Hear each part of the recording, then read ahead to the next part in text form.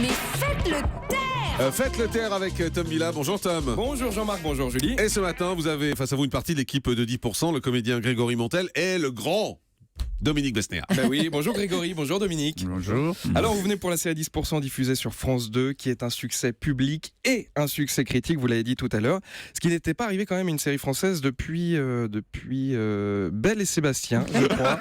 Et encore je crois que parce que Belle a eu une très belle double page dans Chien d'aveugle magazine.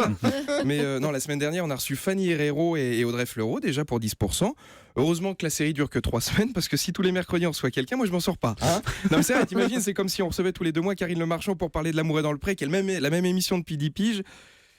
Bon, c'est pas un bon exemple, mais enfin quand même, c'est vrai. Alors Dominique Besnéard, on vous doit d'avoir fait éclore les plus grandes stars. Vous êtes un peu le Giroud du cinéma français, bon sans le bonnet et le survêtement bien entendu. Et sans le poids quand même. Et sans le poids évidemment, bien entendu.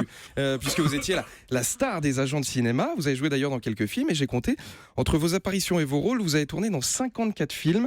Alors vous savez que pour un agent de cinéma, vous avez joué dans plus de films que certains de vos acteurs. Hein, ça c'est quand même impressionnant. Alors je vais pas les lister tous les comédiens que vous avez eus, mais en gros, vous prenez la liste des acteurs qui ont eu un César ou qui sont fait arrêter pour possession de drogue et en gros, vous aurez globalement le répertoire de Dominique.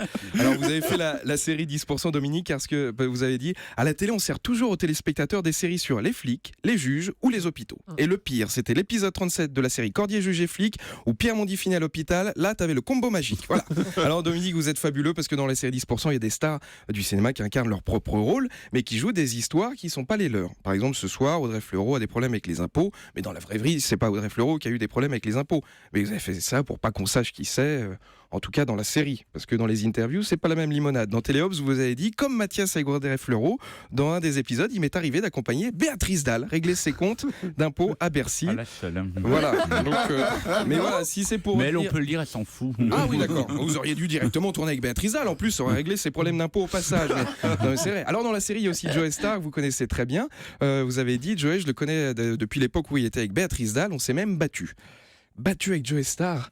Mais on se bat pas avec Joey Starr. À la première gifle, on attend que ça passe, on fait le mort par terre. Il était à jeun ou bourré? Parce que c'est pas la même chose. Bourré, t'as une chance, mais à jeun, dans la série, je vais pas dévoiler, mais on voit Joey Starr courser un mec. Je sais pas si vous avez déjà vu un ours brun qui a vu une entrecôte ou Depardieu au réveil, mais c'est comme Interville, faut courir très très vite. Alors pour terminer, vous aviez confié que quand vous étiez à jeun, vous aviez grossi de 20 kilos. Alors vous aviez dit, je prenais toujours une coupe de champagne pour annoncer les mauvaises nouvelles.